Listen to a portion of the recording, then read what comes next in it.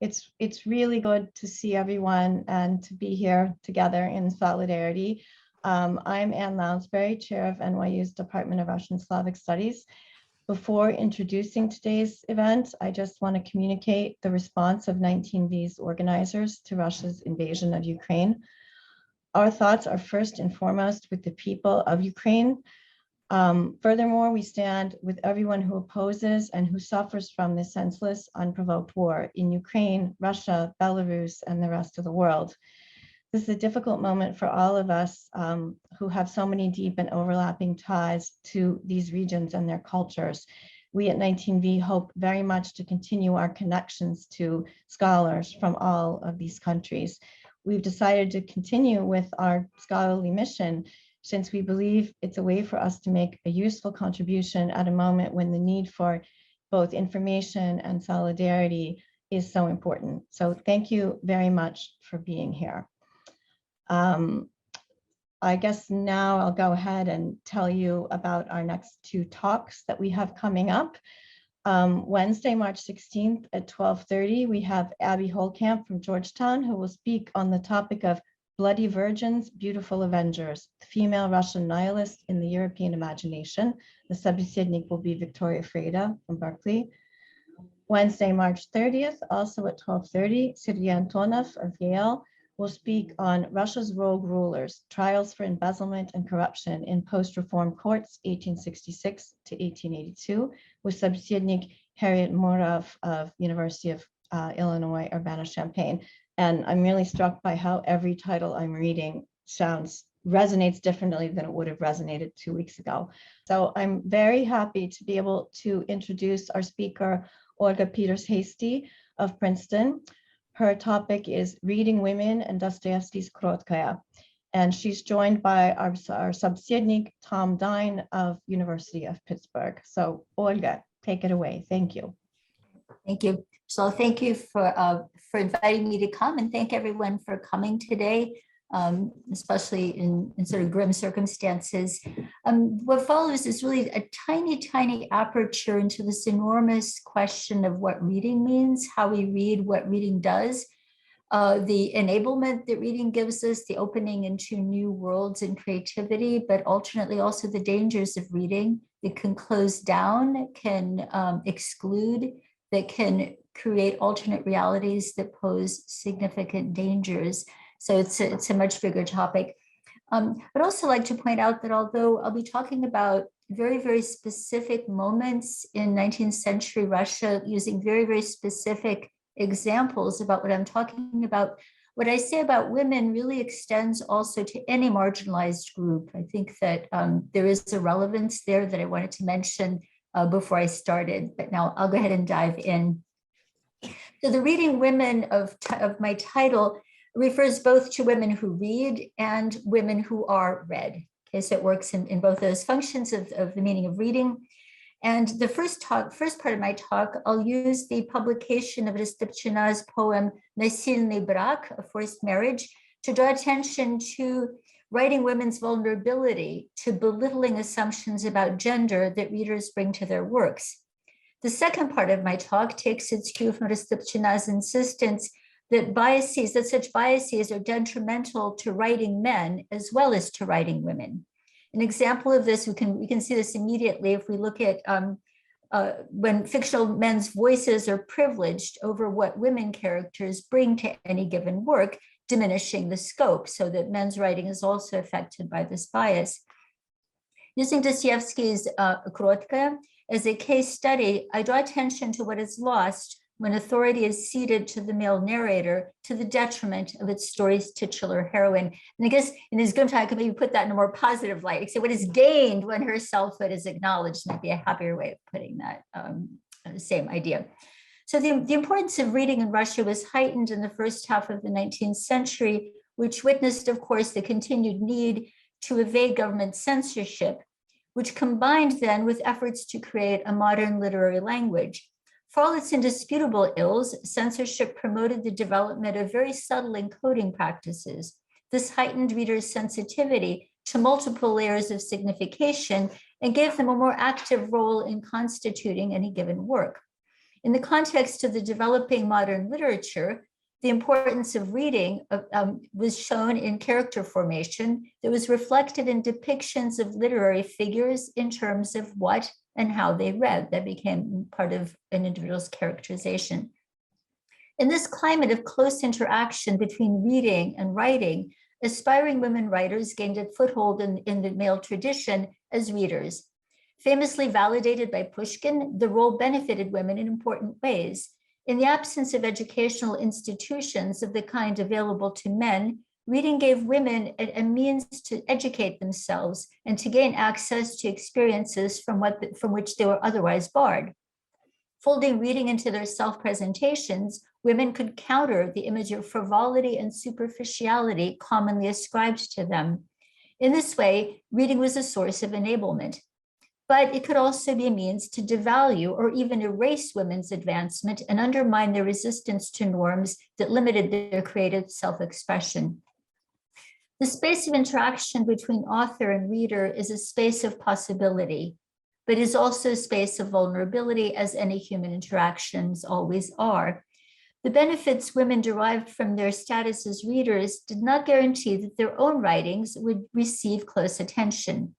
The constructs of gender that limited women's creative self-expression extended also to how their works were read, leaving them more vulnerable than their male counterparts to misreadings. And again, such heightened vulnerability, I think, is shared by all marginalized groups. Readers who approached women's writing, like women themselves, as superficial, weren't really inclined to look deeper into their works or to seek deeper levels of meanings in them.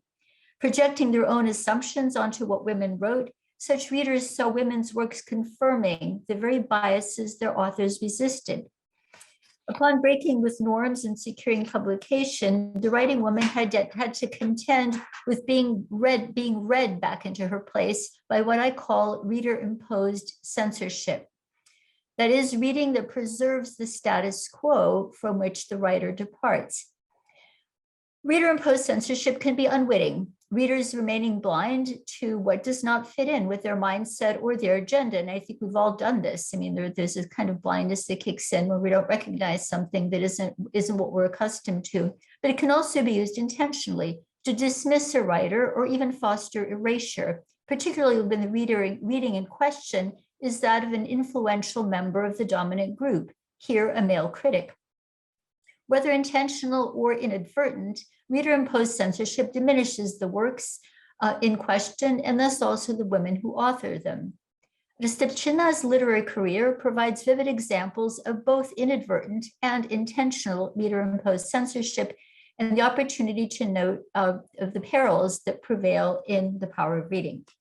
So let's look at this episode from Russian cultural history that illustrates the degree to which gender affects how women can be read. This episode also exemplifies the inevitable admixture of politics and class biases that reading entails and the risks attendant on reading, as well as on writing. So on December 17th, 1846, a ballad by Rostopchina entitled Насильный, брак appeared in the ultra-conservative Северная, pчела, a paper founded by Fedor Gulugarin that he was editing at the time with Nikolai Grech. The ballad represents a dispute between an old baron and his spouse. Its first 4 stanzas record the baron's displeasure with his wife, whom he berates for responding with malice and treachery to his munificence. Each of the stanza ends with an accusation to that effect. My rebellious wife, ungrateful wife, my perfidious wife, and my criminal wife. The wife has her say in the second half of the ballad, where she complains bitterly at the baron's harsh restrictions, including the marriage forced on her, the prohibition of her own language and religious rights, and the removal of her servants. Its 4 stanzas end with grievances. I am a prisoner and not a wife. I am his enemy and not his wife. Unfortunate wife, a wife taken by force. Well, the poem could be read variously, and political perils entailed in writing extend to reading as well, as we can see. Rostopchina's less than ideal relations with her husband led many readers to believe she was just simply poeticizing an account of personal infelicity. Written at the apogee of Georges Sand's popularity in Russia, remember this is 1846, the poem could be seen more broadly as protesting the institution of matrimony. There was yet another way to read the poem, and scandal erupted when Emperor Nicholas recognized himself in the old baron and Poland in the unhappy wife. Delaying the recognition of this meaning of the ballad was the unthinkability of an allegorical representation of Russia's repressive treatment of Poland making its way onto the pages of the Northern Bee. Those who saw the connection would sooner doubt their own reading of the poem than its intent. In any event, subjects of the crown who perceived the ballad's allegorical import were not likely to come forward. Bulgarin and Gretsch were apprised of the emperor's wrath by Count Orlov, the chief of the third section, the secret police, and interrogated. Gretsch immediately threw Bulgarin under the bus. He took a line of defense by saying first that he had strong distaste for poetry, and especially if it was written by a woman. He then pointed out that Bulgarin was the one who'd accepted the poem for publication, and he clinched his defense by saying that, of course, he took the poem at face value because he never dreamed that a woman, and especially a woman of Rostopchina's class, would be capable of such treachery. Bulgarin similarly pleaded innocence of the ballad's political dimension. He did Gretsch one better by offering an alternative reading that saw the Baron Austria in argument with his wife, Italy. Having threatened to shut down the paper, Nicholas relented after copies of the offending ballad were seized and destroyed. The offending poem, of course, was widely circulated in manuscript. It appeared in Russian publications abroad, while loyal subjects of the crown responded with poems that took unruly wives to task. Bulgarin and Gretsch were left off with a fairly relatively minor reprimand.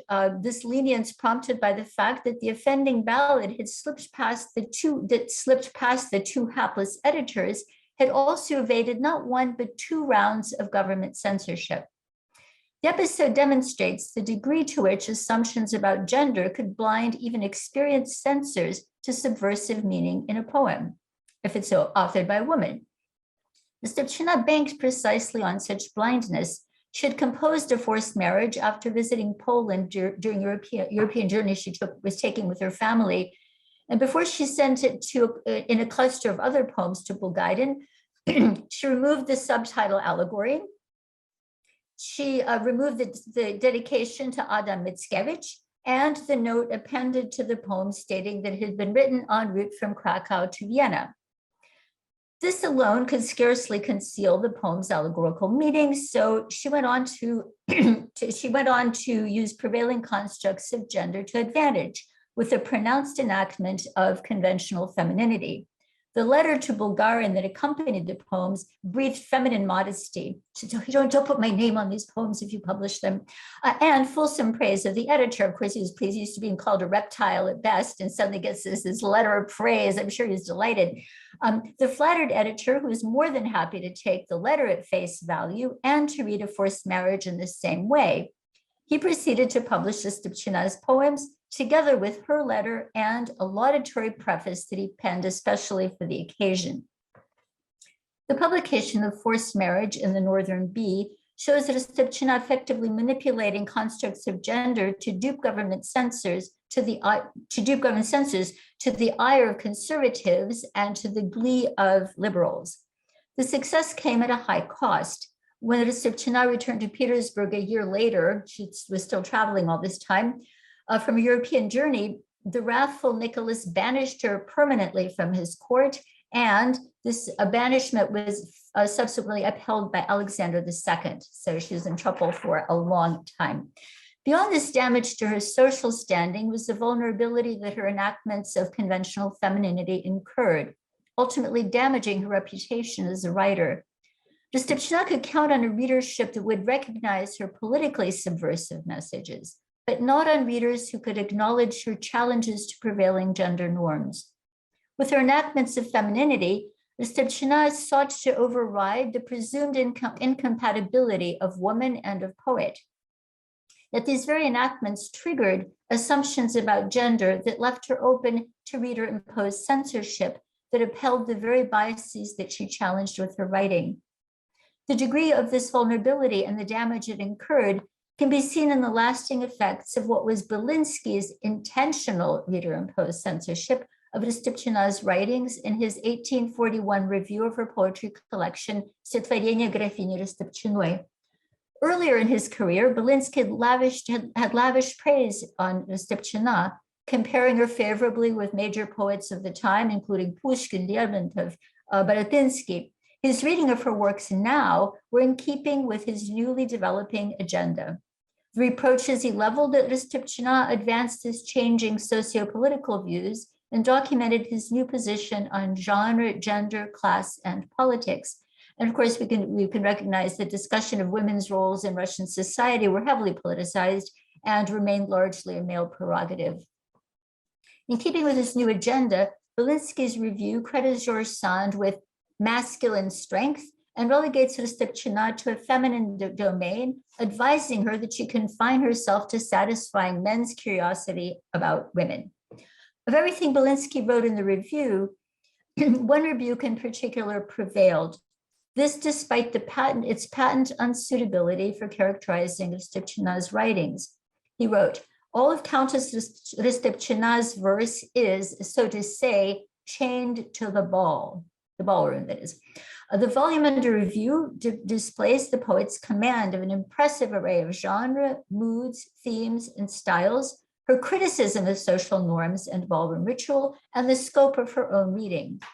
Belinsky's claim is clearly driven not by her poems, but by his new socio-political views. And of course, the idea that if there's a ballroom in one of her poems, that just proves that she's a frivolous woman. You don't even have to bother reading the poem, because a lot of her poems were critical of that.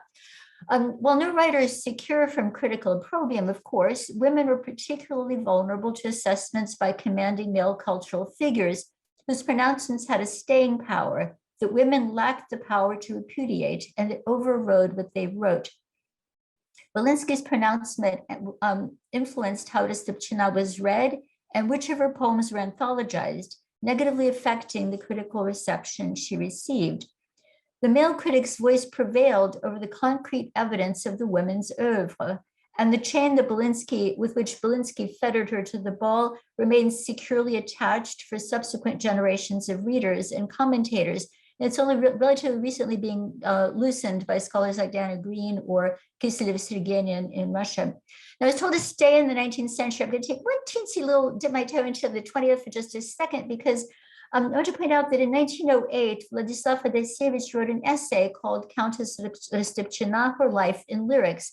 Remember, this is a time of unprecedented interest in women's creativity and a return to poetry as being the predominant genre. So this interest in poetry and interest in men grew. But here's what Adasievich did. Adasievich upheld Belinsky's pronouncement and maintained that her poems were as vacuous as her social life had been. He then went on to claim, and you'll see why I wanted to cite this, that Rostopchina was ignorant of the political dimension of her poem of forced marriage, and that this import had been read into it by her readers. Anyway, over the course of her career, Rostopchina maintained that gender biases that disparaged women were detrimental not only to women, but to men as well. The argument is well taken, and among the ways in which it holds is the degree to which assumptions about gender that devalue women carry over into how readers engage with fictional worlds created by men. Here we can observe that an imbalance in the attention readers accord to male and female characters weakens readings of the work in which they appear, diminishing their scope. In this way, gender biases that adversely affect women's writing can extend their deleterious effects to men's writing too. Dostoevsky's The Meek One, that I'll turn to now, validates Rostopchina's assertion, providing a cogent example of how much is lost if the female protagonist is seen only from the male protagonist's perspective and denied agency or selfhood of her own.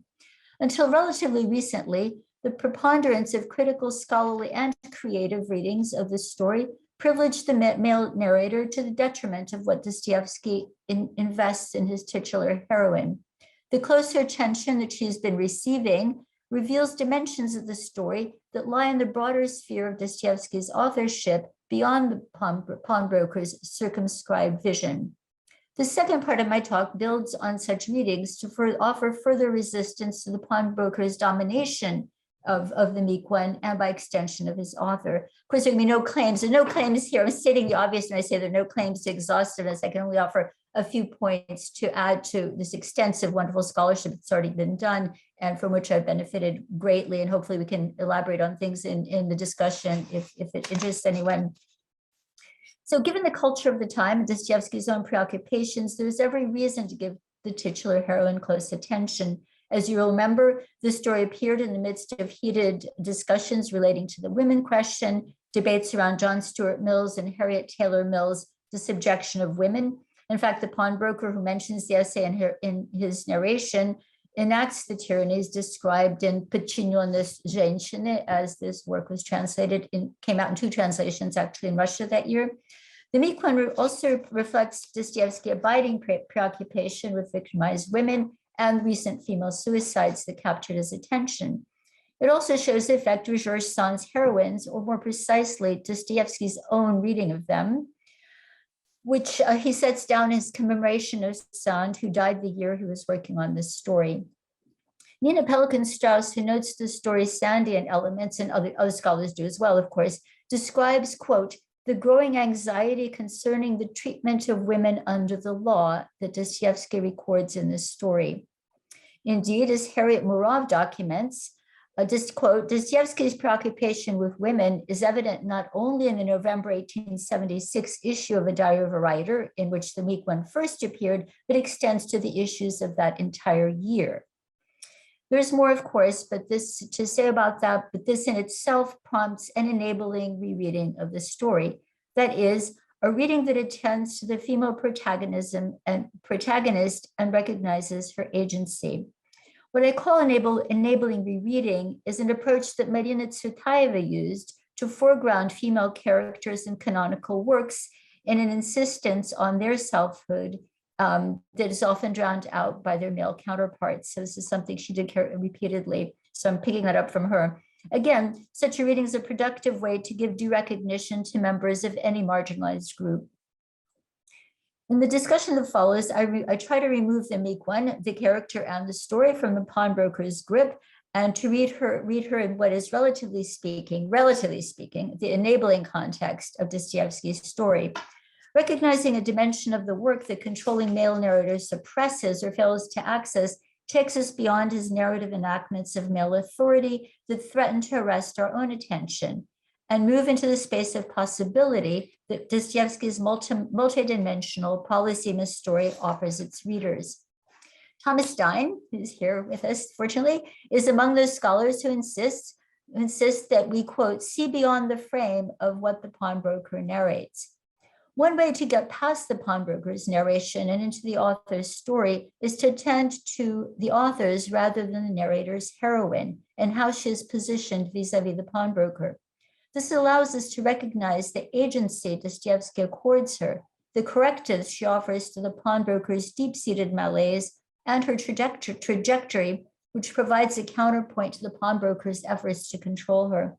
This, in turn, affects the meaning of the very polysemous meaning of meek one's suicide, transforming it from an image of surrender and despair to one of resistance and selfhood, and importantly, a statement of auctorial protest.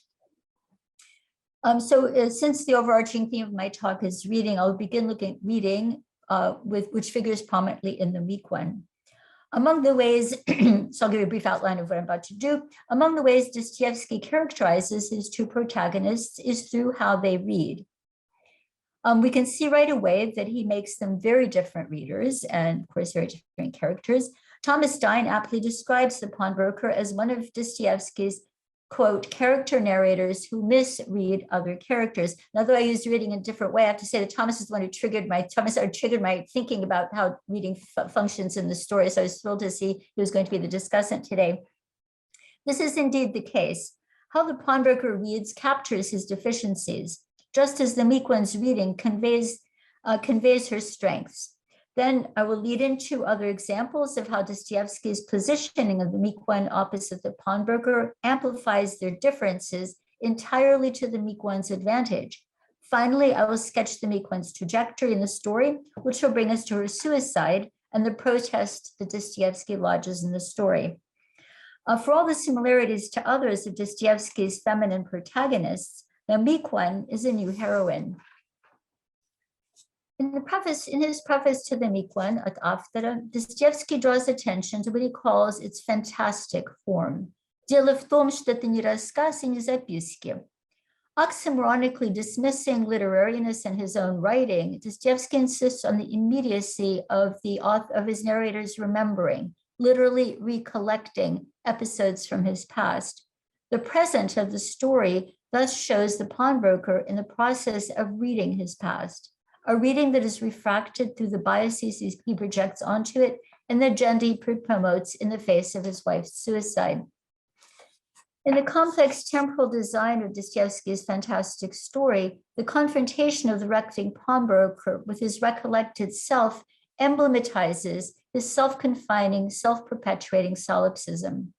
The mutually reinforcing inability to connect with self and with others intensifies his alienation and inhibits the assumption of responsibility that in Dostoevsky's work is essential to selfhood. What we now call narcissistic personality disorder manifests itself in his acute self-consciousness with its attendant theatricality. This fuels his obsessive preoccupation with how he is read and an equally obsessive preoccupation with imposing controlling readings on the surrounding world. The pawnbroker's reading thus provides Dostoevsky with a reliable means to characterize him and to convey information that the narrator fails to grasp, but remains available to readers of the story who can accordingly resist the narrator to take active role in constituting the heroine. If for Dostoevsky, reading is a means to characterize his protagonists, for the pawnbroker, reading suggests a means to reshape the events of his life that went awry. He resorts to reading in an effort to gain control over his past and over how he is read. And of course, this includes our own reading of him as well. This leads him to read the meek one, not for who she is, but in accordance with what he projects onto her, which extends even to what she thinks and how she reads him. Self-absorbed, he denies her individuality and recognizes only those characteristics that, as he sees it, validate his claim to ascendancy over her. And remember, that's, of course, you'll remember, of course, it's the difference in their ages, the fact that he's a man and she's merely a woman, their social standing, of course, and matrimony, and of course, money that is always is crucial to his self-identity. His is not simply a weak reading, but a coercive one, intent on suppressive the meek one's selfhood and mitigating his own responsibility for his suicide. In this regard, it's an example of an intentional form of reader-imposed censorship, a dictatorial reading of a woman he is intent to bending to his own needs and to his own will, even after her death. The pawnbroker's biased reading of the past events in general, and the weak one in particular, need not translate to readers of Dostoevsky's story, which endows her with far more than the self-absorbed narrator is prepared to acknowledge in her. Well, to read inattentively is not to read at all, the pawnbroker admonishes the meek one, having cited Mephistopheles from Goethe's Faust to impress her with his cultivation. То есть не читали вовсе, he tells her when she says she didn't read it very carefully. Though he postures as an astute reader, his own reading of her and of the surrounding world constitute precisely such a not reading at all. He attends only to himself, showing the meek one to be a more astute reader than the pawnbroker is among the ways Dostoevsky privileges her over his narrator. Despite the pawnbroker's efforts to subvert his wife's attempt to know him, noted by Thomas Dyne, she reads him with penetration. Thus, for example, even before they're married, she sees through his attempt to impress her with his theatrical self-presentation, saying, and she cuts through his pretense, if the narrating pawnbroker resorts to misreading to lend his failures a tragic cast and to frame himself as a victim, again, he's trying to read away his failings, the meek one's reading reflects her determined efforts to rise above the contingencies of her horrific surroundings and her eager search for new possibility in the narrow world. Undaunted by, so if you remember the examples, undaunted by her abusive aunt who enslave her, she succeeds in passing an examination. After her marriage, reading affords her a refuge from the pawnbroker's tyranny and nourishes her selfhood. In a prominent mark of his favor, Dostoevsky has her register delight in one of his own favorite scenes from a novel he himself loved, and this is the Archbishop of Granada scene from Lesage's picaresque novel, Gil Blas.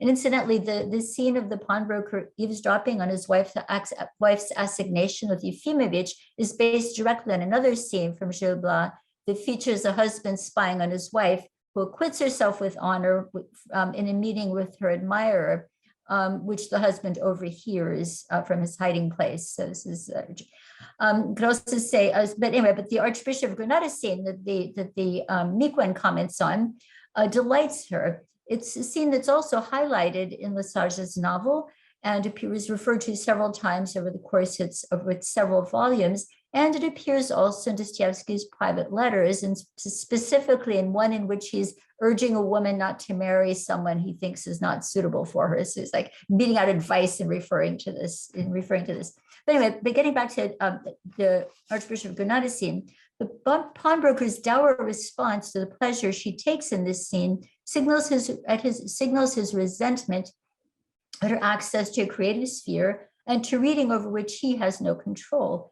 Ведь нашла же она, стало быть, столько спокойствия, духа и счастья, чтобы смеяться шедевру, когда сидела зимой.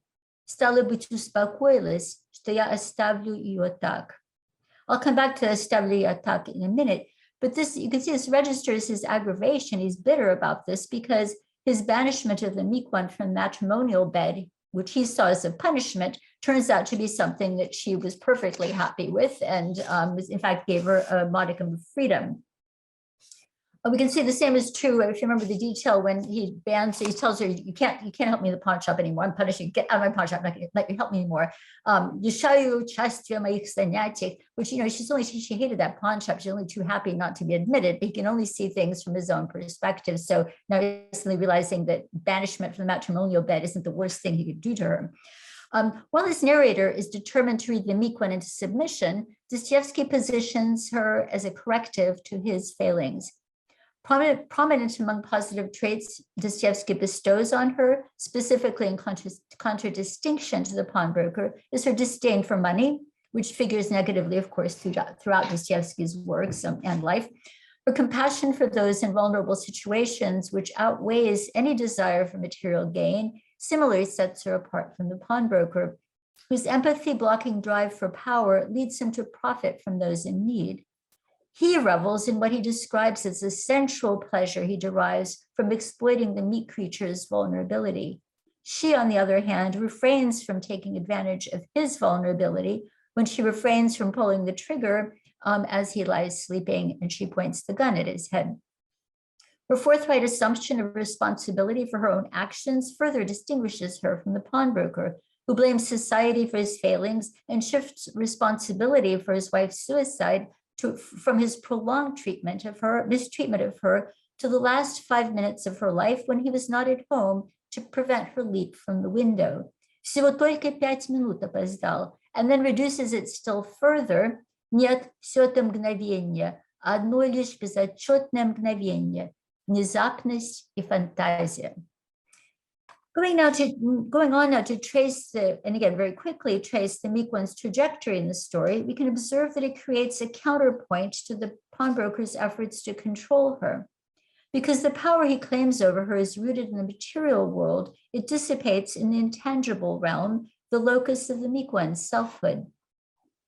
As the pawnbroker's confining reading of the Miquon comes up against Dostoevsky's enabling writing, the restrictions the pawnbroker imposes on his wife's freedom of movement and his claim on her body are offset by a series of escalating departures that punctuate the story. And notably, each one, I don't have time to talk about this, but each departure is obviously, he responds to each one with an outlay of money, and he often says specifically how much it cost him, how much he spent as a consequence. She first leaves the pawn shop as a slighted customer in the beginning of the story.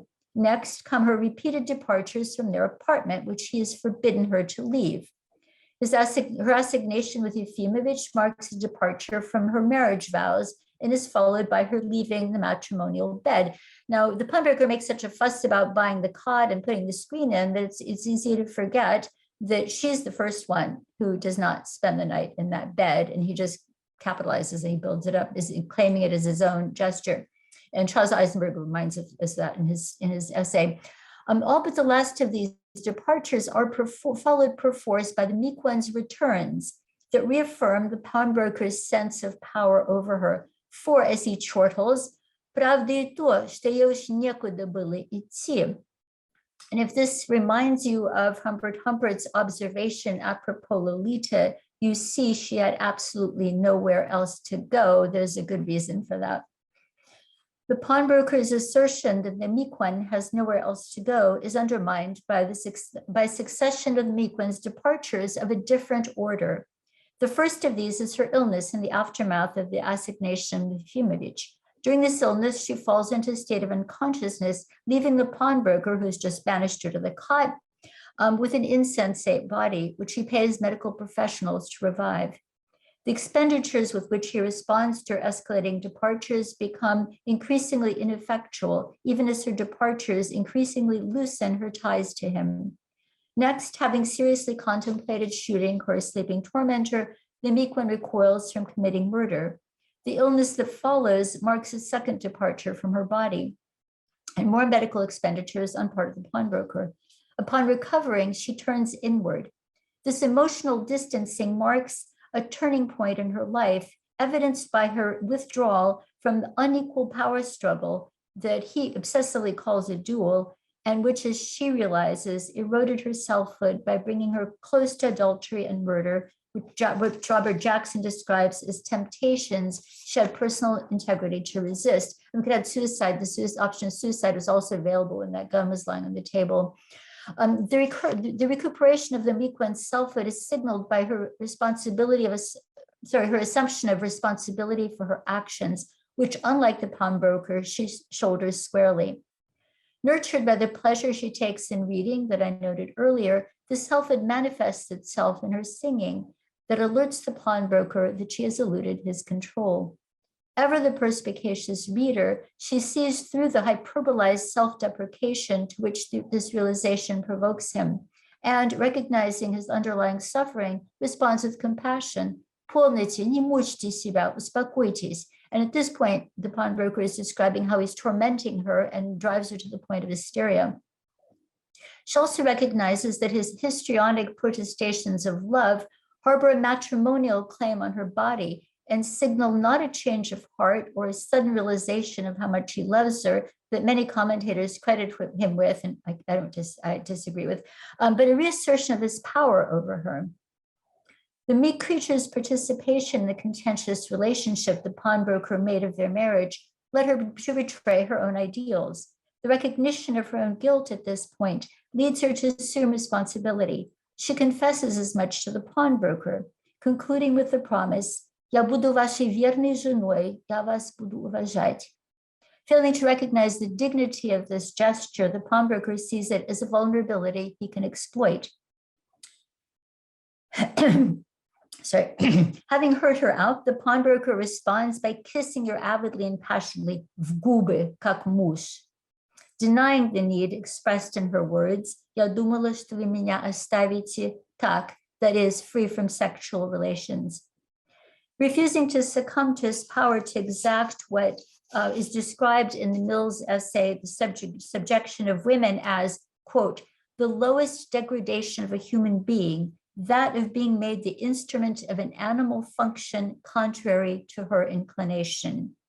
The meek one chooses to relinquish her body, the single vestige of her selfhood over which the pawnbroker can still claim control. She effects the ultimate departure into death. In this sense, the suicide marks her refusal to surrender her selfhood, which the pawnbroker vigorously assails and tries finally to recapture by claiming his rights over her body as a husband. Among other things, her leap from the window proclaims her agency and freedom from the pawnbroker. Eschewing the revolver, she removes her suicide from the dueling in terms of which he defined their relations. The absence of a suicide note is a break in the communication with him that precludes yet another of his misreadings. Her leap from the window constitutes a flight into a liberating incorporeality, emblematized by the icon of the Virgin Mary she clutches to her breast, and which Catherine Briggs describes as, quote, a symbol of an inviolable part of her which is beyond the pawnbroker's reach. You can also say that I think that I can also suggest an absence of rancor on her part. This is not, she doesn't kill herself out of spite or malice or revenge. Taking her life for as an active decision rather than a reactive one. At the end of the story, the pawnbroker's subjective reading of the past runs up against the objective reality of an immutable present that holds the corpse of the woman who chose suicide over sexual domination. His address to the meek one's body meets with profound silence that underscores her distance from him and from the body over which he claimed legally sanctioned rights. No doctor can help, and the purchase of a coffin is all that his money can now avail him of. The pawnbroker's despair at the thought of her lifeless body being carried away underscores the degree of his alienation from the meek one as a sentient being, and the narcissism in which he remains trapped. You remember when she's lying on the pavement, when he first sees her after suicide, he says, oh, everybody's looking at me. It says a lot. Anyway, contemplating his wife's corpse, which he continues to refer to as she, he ends as he began, expressing dread at its removal for burial, which, as he says, will leave him completely alone. This patent failure to see beyond the physical body over which he claimed power to what enlivened it and was beyond his control emblematizes the lifelessness of his own existence, his death in life. Quote, an act of narrative rebellion, as Dyne aptly describes it, the suicide is also the meek one's tragic, resolute manifestation of selfhood that registers her author's moving protest against social ills. Juxtaposing the meek creature to the pawnbroker, Dostoevsky endows her with strengths and superior qualities that contrast sharply with the obvious failings of her husband. The legal rights that matrimony gives this inferior man over a far better woman intensifies their injustice. And Dostoevsky's protest, as I suggest, against gender inequality that denies women viable means of support beyond the commodification of their bodies, whether through prostitution or through matrimony. Foregrounded from the very beginning, this injustice culminates with the meek one's oxymoronic suicide of self-preservation. Neither a self-sacrificing woman nor a vengeful one, Dostoevsky's meek creature emerges as a self-affirming woman who remains tragically true to herself. The high cost of this worthy self-affirmation draws attention to the untenable situation of women in Dostoevsky's society, evoking sympathy for her plight. This distinguishes the meek one as a new female character in Dostoevsky's oeuvre, who plays opposite a male who remains mired in the underground. The meek one is trapped in a marriage that she can escape only through suicide. Her entrapment in the pawnbroker's narrative holds only as long as readers remain inveigled by the pawnbroker, whom they have every reason to mistrust. Rostopchina's claim is substantiated. Readings of the meek one that allow the pawnbroker to eclipse the meek one rob the story of a crucial dimension and reduce its import, creating the awkward situation of a dysregulated narrator dominating not only his unhappy wife, but even his author. We as readers of the story face the double challenge of seeing past the pawnbroker's reader-imposed censorship of the meek one and of preventing our own conscious or unconscious biases from returning her to the narrative control he claims over her, muting Dostoevsky's protest. Thank you. Thank you so much, Olga, for that fascinating talk. And Tom, we'll go to you.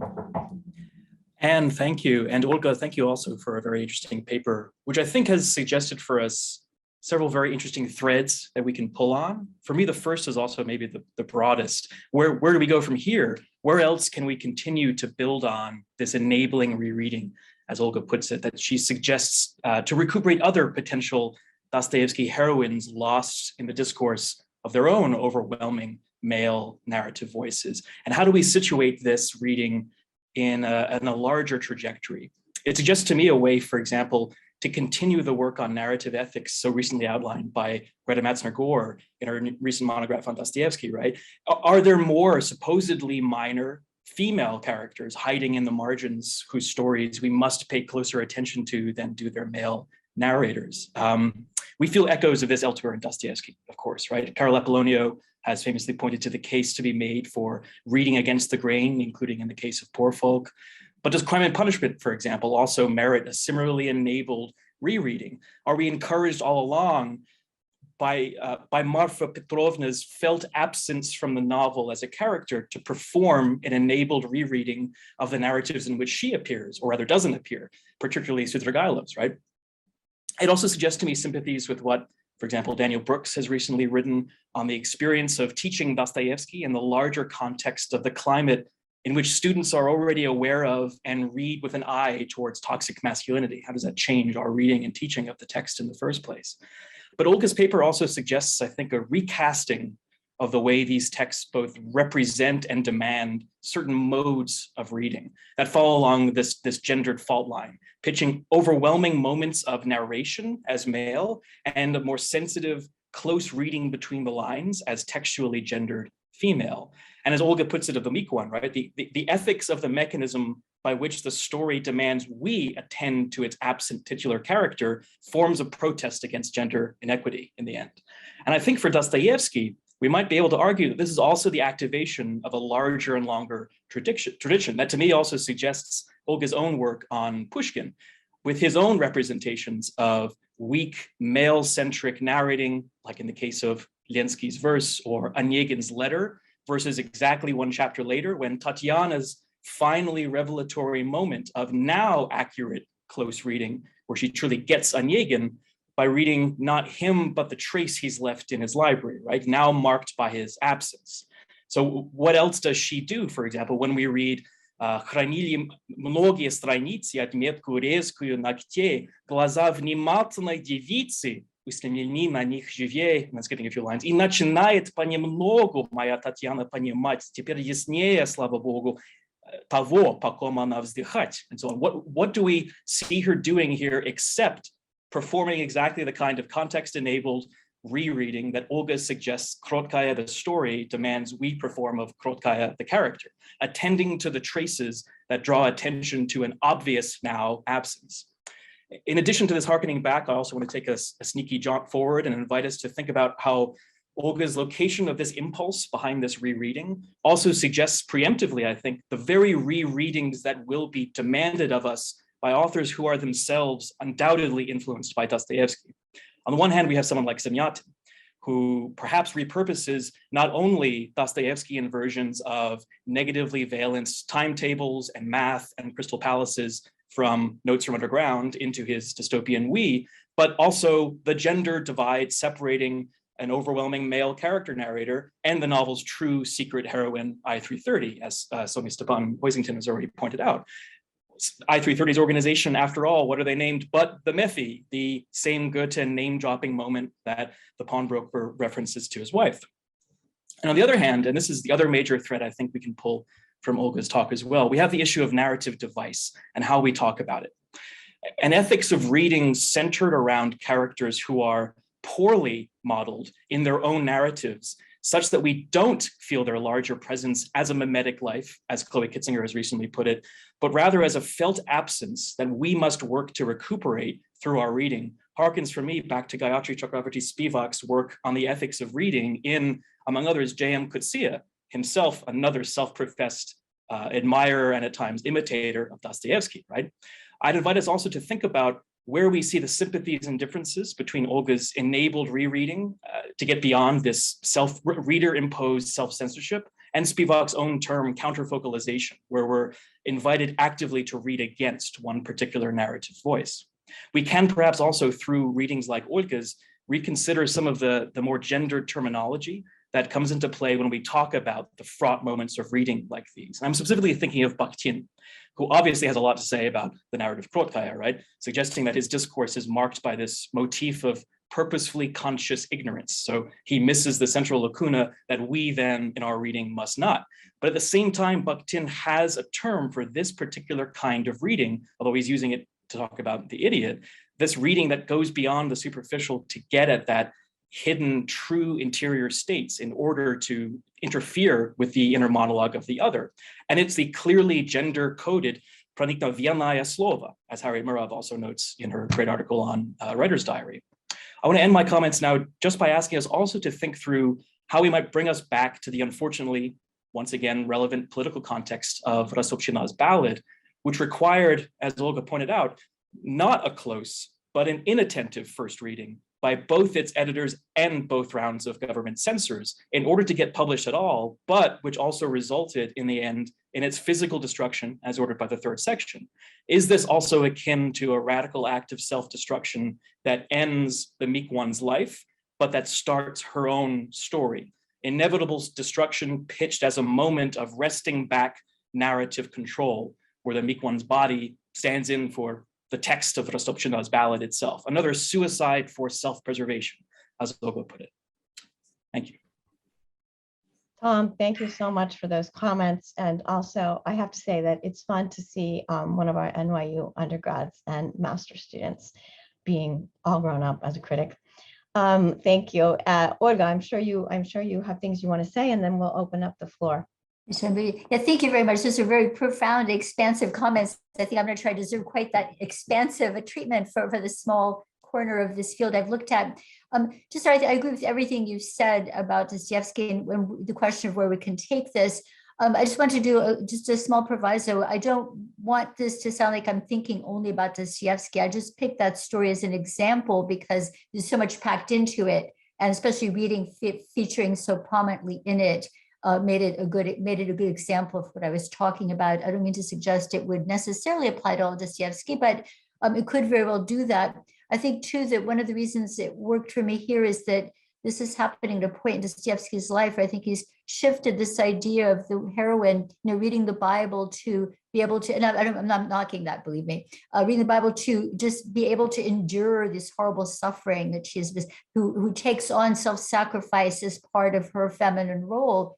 And suddenly here the meek one is not taking on any kind of self-sacrifice. She doesn't care about she does what they forced her to do, but she's not prepared for self-sacrifice. She's not reading the Bible, she's reading Dostoevsky's favorite character.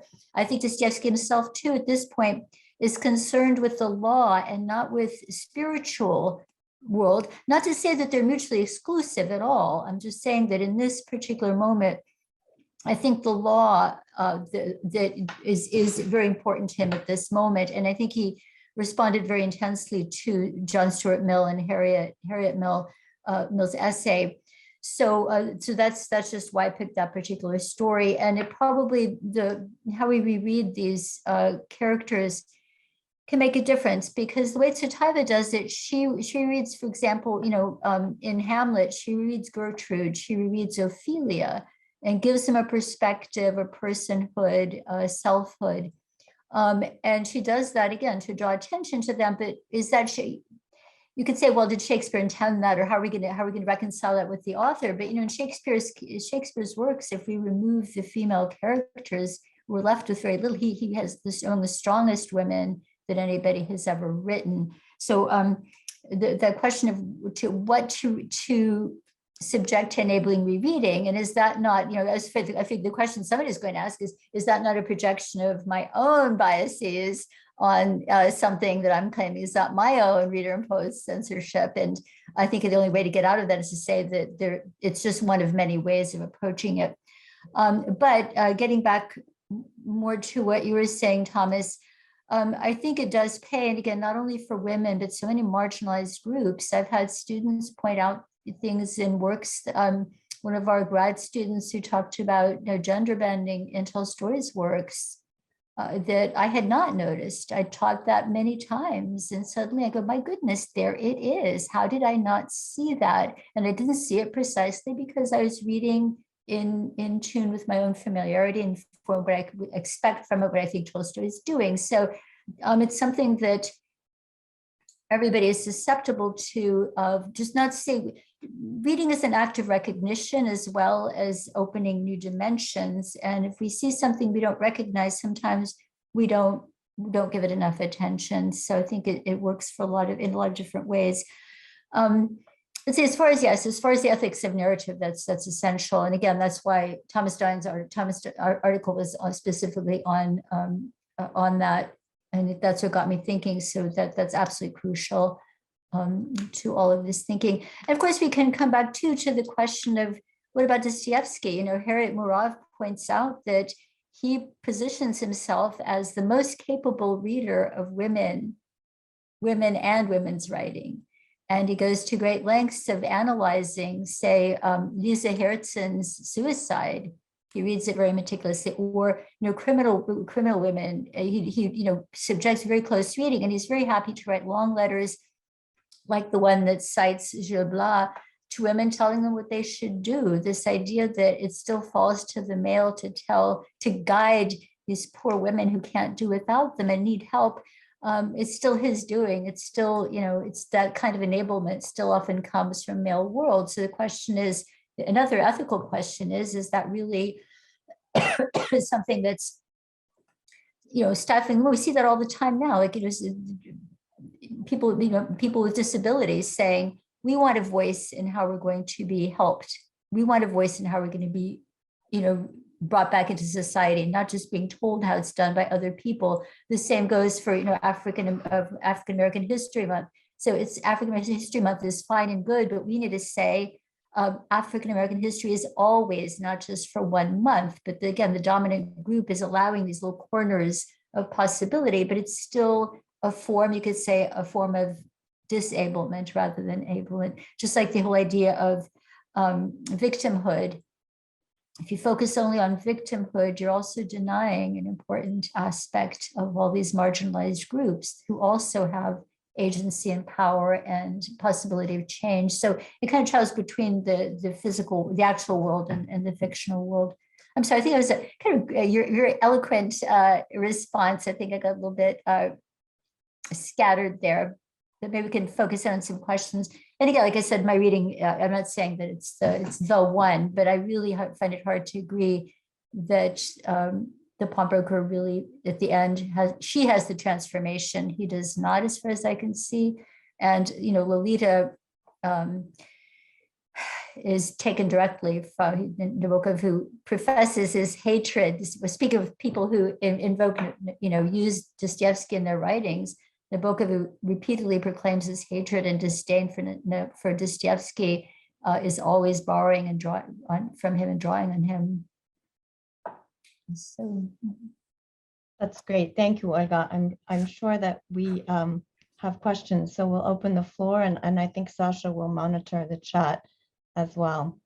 So you can raise your hand or put a question in the chat. I actually have a question for you, Olga. It's a little bit about the longue durée of your intellectual career. I'm just wondering how you see your ongoing work connected to your book on Pushkin's Tatyana, which I love and I always teach. I'm wondering, what the threads are that connect these projects. That you do not, because I have another book in between that. I'm going to take off on. I just transitioned to emeritus status, and I'm going to do something wild and wonderful that doesn't connect with that, maybe sort of, and it's still sort of secret. I'm thinking about writing a historical biography. It's a genre I haven't worked on at all. I thought I may as well, take a look at that, and it's still rooted in Russian cultural history. And so I don't want to say anything about it because anything about it until I actually start working on it. But yeah, I thought now for something completely different, I think it'll be interesting to try. So now I'm trying to just familiarizing myself with the genre by reading historical biographies, not fiction, but historical biographies. So it's a nice excuse to read a lot of great stuff and call it work. But yeah, part of what I said in today's talk is from my last book on, the how women must write. Yeah. So I have a question. You were talking about the Krotkaia's. You mentioned, I don't know if it's from an article about her or if it's your own idea that she came very close to having a love affair with the ex-colleague of the pawnbroker. Was that your view, or? No, I'm saying I'm not saying came close to having an affair, but the fact that she even had the assignation and that remember she was trying to do something. Again, this is still part of the commodification of the body. How can she has no power over him at all. But if she could, that was one of those temptations that Jackson writes about, that if she could, how can she hurt him? She could go and have an affair with somebody. She could, that's the one, but he can't just claim her body. She can also give it to someone else, but she pulls back from that, just like she pulls back from, shooting him. And again, that gun, I think it's really not clear what it's doing there. I mean, is he really, because he's showing he has the power over her life. He's got this powerful gun, and then comes back in Lolita, of course, but he's also leaving it there because she could use it to kill herself if she so chose. So it's not clear what that is, but I think it's only because that's what I'm saying. She realizes she's been betraying her own ideals, and he sort of sucked her into this kind of struggle with him. And she realizes she can just step back from the duel and not take part in it anymore. And I think that's the turning point in her life. She sees that as a new, she's not going to play along with that game anymore. She's not going to fight with him. She's going to step back and be her own self. When she first marries him, I mean, she's sort of forced into that marriage, obviously. But when she does, she wants to do it right. She's trying to have a good marriage. She's trying to be, and he blocks her at every moment because he doesn't want a marriage. He wants power. And so then that sucks her into the whole duel, what he calls the duel, which is a complete misnomer. Of course, Dostoevsky emphasizes how incorrect that term is. And then when she realized that, she steps back from it and reclaims herself. And I think that the idea is that she killed herself out of guilt. I think maybe it's more precise to say when she sort of confessed to the pawnbroker that she's going to be a good wife, she realizes that she's assuming responsibility. Responsibility is the one way to get out of guilt, to translate the corrosive effects of guilt and translate it into an enabling sense of responsibility. But he, of course, when he says it's not a change of heart, she doesn't promise to be a good wife and then go off and kill herself. It's when he says, oh, kisses are like a husband. It makes it clear that he's got power over her body, that she's not going to be able to do that. So anyway, that's just the line, her line as I read it. Mm-hmm. Yeah, one of the things I find curious in the story is, I mean, she meets this other guy, right? The assignation, and we find out about it after the whole thing is already set up, right? So what exactly she's thinking, why she contacts, or he flirts with her when he comes into the pawnbroker shop. So maybe she's following his initiative. Yeah, and probably she sees that opportunity to possibly get back at her husband. Again, she's still in that dueling mode. She's still in that contentious mode that, I'll show you, you don't have power over me. I can go off and, go off with another man. And so she pulls back from that. And then the same with the gun. I could shoot him. And then she just pulls back from that. And then she pulls back from the whole thing. Okay, thank you. Yeah, it's maybe it's a little simplistic, but I think that's her trajectory, I think, tends to get left out of the picture, especially the departures that Dostoevsky builds into the story. Great, thank you. We have a comment from Sybil and Forrester in the chat. I agree that the possibilities of reading Dostoevsky and others have been cramped by the subsequent scholarly and critical tradition. At the time he was writing, he could be read in the context of writers who were later excluded from the canon. Even Rostopchina was still popular right up to the revolution, or Dostoevsky wouldn't have bothered to trash her, clearing out space for the modernists. That's true too, and I think that's a really good point. She was still read and she was still sung. She had so many of her poems were set to music. Everybody was singing her poems, as she was known that way. And Pavlova too. He had a series saw fit to kick her out as well. He also has an article about her about how they're both forgotten now anyway. So, but that's what I mean by the erasure. A kind of reading that can affect an erasure. Is these people aren't important. They don't exist. We don't care about them anymore. In the face of, I've heard talks by African-American artists and writers who say the same thing. They say that they're sort of forgotten very quickly, or they're made a big to-do of for a few minutes and then shunted off to the side. The sort of forgetting or erasing people from memory or from the canon is still very much with us, of course. So thank you, Sybil. That's a really great observation. Thomas, I saw your hand up. Did you have a comment? Yes, this went back to the earlier, to Sarah's earlier question, just in furtherance of Olga's point too. There is that moment where the affair is suggested, but it's by the pawnbroker narrator, right? In a hypothetical story that he then also narrates in the soliloquy to her corpse, saying, you could have been happy because you could have had an affair. Yeah. I would have watched you as you walked across the street with your hypothetical new man, right? In this love triangle out of Chernyshevsky, which is still a moment of control, right? It's still a moment of narrative control, placing her in a specific location even, right? And in his field of vision, in that, giving her a space to supposedly have power, right? But as long as it's under observation at the same time. That's a great point. That's a great point. In a way that applies to what was happening in the woman question. First, my daughter pointed out that even calling it woman question is pretty sexist. It's a denigrating kind of term, though we know woman question is, but anyway, she found offensive. She's always put in quotation marks, never leave it without quotation marks. All right, so, but the whole thing is that it was men were in charge of that. Women weren't asked as much. It was like more, yeah, go ahead and have affairs because we're saying it's okay. And then, yeah, of course, then it's all right. So yeah, how do you continue? How do you exert power as you? Yeah, that's a really good point. It fits right in with that.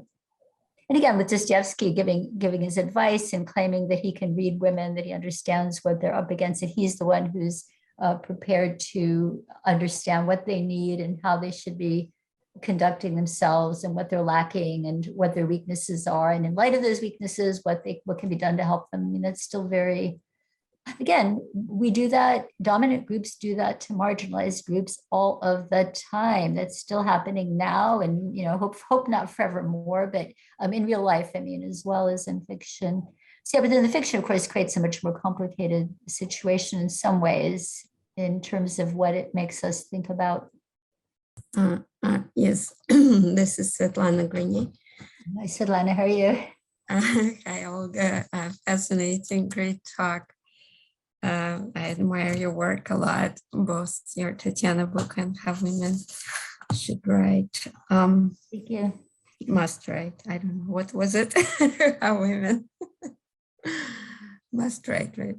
Mm-hmm. Yeah, I have a question about the last two paragraphs. Well, the penultimate paragraph has been referred to about like projected affair that he would allow, but I mean, when he switches to tea, and also the last paragraph where he talks about косность природы, люди на земле одни, вот беда.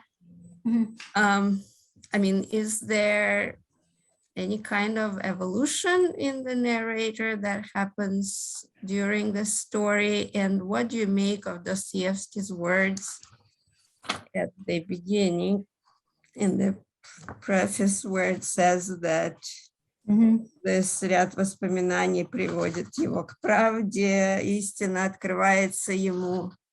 What are we supposed to make of that? That is a terrific question. Anybody says that's a terrific question means they don't have a good answer for it. No, but it's a terrific question because I thought about that a lot, because initially I thought that it's not really true.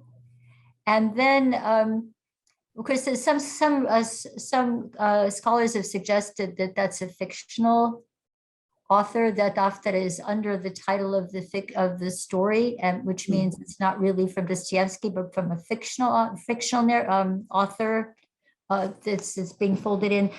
But it seems that I guess it depends on what we decide. Think about what is truth. First, I thought it was just wrong because he doesn't arrive at truth. But perhaps it's the truth he arrives at isn't what the whole story is about, but just that how horrifically alone he is. I mean, let's ask other people too. And I'd also like to hear what you think, Svetlana. It seems that the one thing that he really sees at the end is that he is absolutely alone, and this absence of love, and just this horrible vacuum. I always picture him sort of floating through outer space with no support system around him. And it seems that that's perhaps the truth. Is that the truth that the author intended? I don't think I find it hard to understand or find any evidence for him understanding what's happened to the meat creature to Krotkaia. But Well, what do you think? Well, one pravda that he comes to is in the fourth paragraph from the bottom. He says, "Измучил я ее, вот что." Yeah. I mean, that's the true, kind of truth that he writes at, right? Because before he never said anything. I mean, like he was always accusing her and things like that. So this is, I did something, because he always uses these impersonal constructions, passive, you know, стечение обстоятельств kind of thing. Yeah. You know. Yeah, maybe you're right. I think that's probably just that one sentence, that one statement that he's done this to her. That's perhaps that and just that being completely alone and having nothing. Maybe that solitude is what helps him recognize that you can't be all by yourself. And but then he still goes back to then the question, in which case then the question that he ends with, нет серьезно, когда я завтра унесут, что ж я буду. And someone, I can't remember now who pointed it out in an article on the story, it's not что я буду делать, but что я буду. And that's a big difference in meaning, which goes hand in hand with what you just observed, Svetlana, that измучил я ее. And so, but with that recognition and being completely alone like that, what do you become? Что я завтра буду? Of course, they probably say чем я буду, but что я буду is a funny construction. But again, that there's not a что я буду делать is what we would expect. And does anybody else have thoughts on that? Doesn't seem to undergo a lot of, he certainly doesn't undergo as much transformation as Krotkaia does. But you're right. I mean, there's still, he has to arrive at something. And maybe, it's a long time to figure out that, isn't it? Just keep. So thank you for this lovely talk and the lovely comments. I've been thinking about how to formulate this question, and I guess what I'm wondering about is the thing that the two texts that you were looking at have in common is the Russian periodical press as a space for the articulation of kind of various kinds of enfranchisement, potentially including like a kind of political enfranchisement. I was thinking about the detail in Krotkaia that, like, I think the first time she comes to him, it's in order to get money to put in Golos advertisements regarding, being a governess, and so on and so forth. And so I guess what I'm wondering about is just what the story is doing. I mean, this is in response to the discussion about что ж я буду, right? Which seems to me like a question about selfhood, subjecthood, and the whole story seems to, in some sense, kind of narrativize or that kind of becoming. And so I guess I'm wondering about the relationship that we might posit between the periodical press and political enfranchisement, and whether it allows for different kinds of enfranchisement, whether it allows for a particular kind of enfranchisement for women. I don't know. I mean, with Rostopchina, it's really fascinating, the sort of the narrative that you gave that seemed to, in a way, take away her agency in so many different ways. And then I guess I have a smaller question kind of related to this. So first of all, I apologize. I had to go in and out today of our Zoom, so I don't know if I missed this, but I wondered about the stenographer's role. Because the stenographer seems, I think, to be figured, if I remember correctly, as male in the Ataftara, but like we know about Dostoevsky and stenographers, and they're, the main one was not male. And so I wondered about that, like about kind of, the thing about the story that tends to be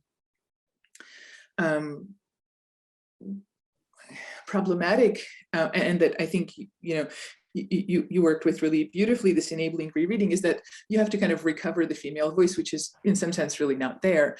But if we take the stenographer, I guess I was just wondering what you make of the stenographer. Do you see it as a kind of hint about some kind of more shared, more democratic project of narration, of storytelling, and so forth? Because I think it might go some way towards opening up a little bit the way, the degree to which this text issues from only the pawnbroker's perspective. Okay? So, sorry, Okay. those are not very coherent, but that's all. No. Those are two very good, wonderful questions. Those reminds me that I went to thank Thomas for that wonderful observation of comparing Rostopchina's destruction of her poem and the destruction of Miklin's body. I'd never thought of that parallel. It's a really interesting one. Let me get back to what you were saying, Bella. First of all, the periodical press. Yes, you're right to remember that she comes in because she needs money to place an ad in the paper. She sees that as a possibility to escape. She's looking, what can she possibly do? Now, a woman could be a governess, but as she gets no responses, remember the pawnbroker tells her how to write the advertisement. And the way you write the advertisement is to show that you are young and you want a widower. In other words, you're again selling your body. So it's a place of possible escape from that confinement, only then to create another set of confinement. And that while the press gives you openness, what you have to put in that press in order to escape the confinement you're in places you right back into that commodification of your body. So it's almost it's this really tragic kind of thing. You say, oh, there's a figure of escape, but then it captures you right back into what you're trying to get away from. So it's a really painful. So I'm glad you brought that up. Now for the stenographer, to look it up, I think Dostoevsky is saying that this is just a man talking with him, or ruminating himself. Like I was saying, he's taking words away, he's taking writing away. He's saying it's as if and pretend, or he's trying to pull away from writing as he's writing the story and recording these things. So it seems that confrontation of the recollected and recollecting self is really marks that entrapment. You're confined to yourself. You have nowhere to escape, and all you can do is like try to reread that and get away from it. I have it. Maybe we could open this question also to the floor, because he's comparing it to, of course, the Victor Hugo story of The Last Day, I think, and which he's saying it's fantastic because, of course, nobody could record all that. Nobody would have time to write all that down. Just like this is fantastic because nobody could really record it except maybe an imaginary stenographer could set it down. He's trying to account for how are we reading this thing, and to slip it past. But beyond that, I don't really know. Maybe someone else has some thoughts on that, the people who are here. He's really pushing for that immediacy, and for if he wants it to be unmediated, unmediated of this confrontation. Nabokov does that a lot. He has these reflections of characters to show the entrapment. Yeah, I'm sorry, that's about the best I can come up with just on the spot here. Yeah, I mean, thank you for that. I guess I just was, from a formal perspective, the statement is interesting because, if the stenographer could listen and write it down, then, вышло бы несколько необделаннее, чем представлено у меня. So like, it would be somehow, it would actually be rougher. It would be less. Yeah. Which is why I've always found the stenographer's mention really weird. I understand that it's important for imagining how you could possibly access this. But what he's actually saying is that if you could access it, it would not be as aesthetically complex as it is. It would be less aesthetically organized, I suppose. The psychological order would be the same.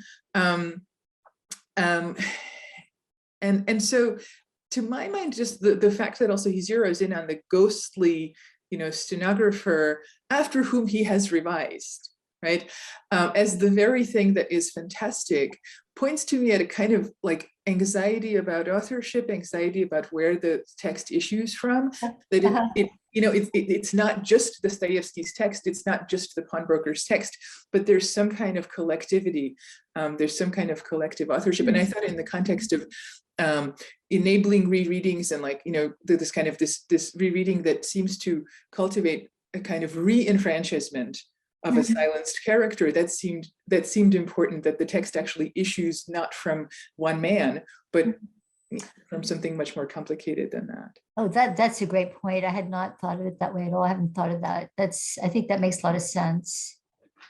And maybe it's Dostoevsky trying to reduce his own authority over the whole thing and create a greater sense of freedom. That's a really interesting idea.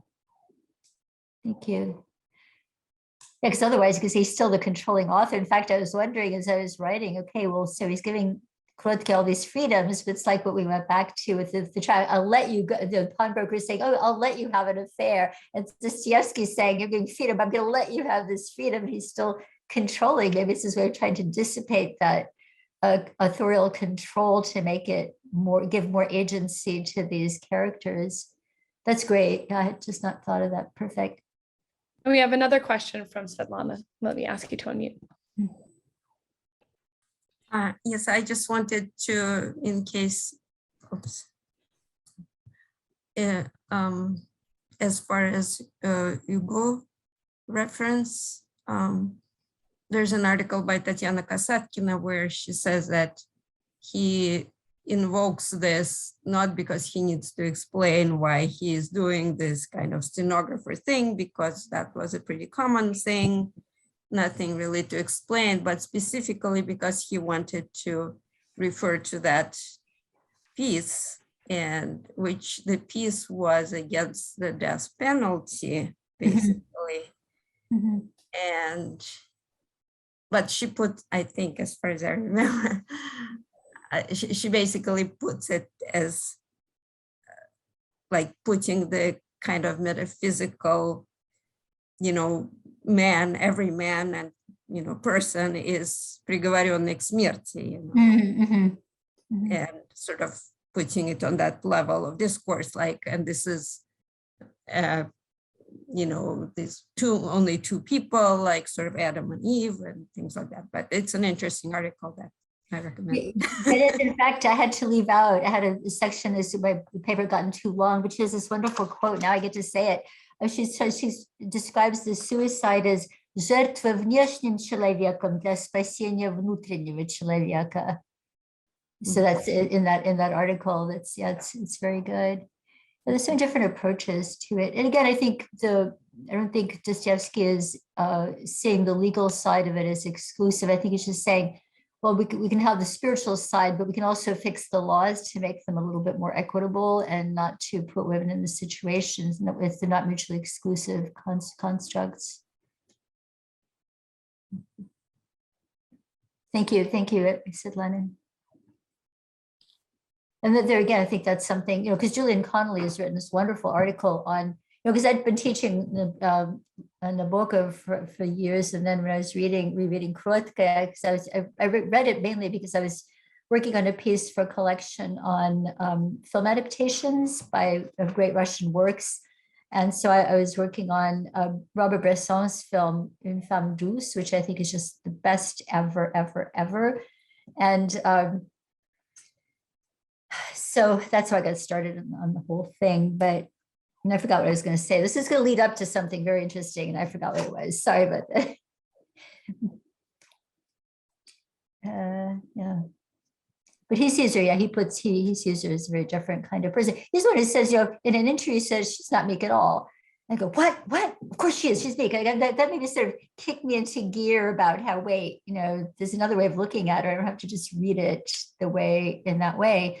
So that opened my eyes a lot. And of course, Thomas talked about how important reading is, and that made me just take off different trails, how reading is actually invoked in the story itself as part of the plot and characterization. Oh, but yeah, I was going to say, so Julian Connolly has a wonderful article. As I was reading Krotkaia, I kept thinking of Lolita, and then I found Julian Conley's wonderful article, and then he has it also in his book about the similarities, the parallels between Krotkaia and Lolita, and they're really pretty dramatic. So we can see why Nabokov had to trash Dostoevsky. And even there, one of the how these things are read and you accept it. I guess it depends on how you define love. But I remember one of the low points of my teaching career was a young woman in my class assuring me that, of course, this is the greatest love story. He loves her so much. I feel so sorry for him, and going, oh my gosh. But anyway, that's what all the covers said for many, many decades. So yeah. That's how the book was advertised, the greatest love story of all time. Well, it's rather horrifying to end on that note, but instructive too. Well, you never horrifying. You had to go to a more horrifying world out there, right? So it's right. But thank you so much, Olga. Just fantastically interesting. And Tom, thank you for the great comments. I'm excited. Yes, thank you very much. Text again. Yeah. Thank you, everybody, for being here, and solidarity. We'll see you soon. Great. Thank you, everybody. Thank you very much. Bye-bye. Thanks. Thank you, everyone, and Olga. Thank you. Thank you.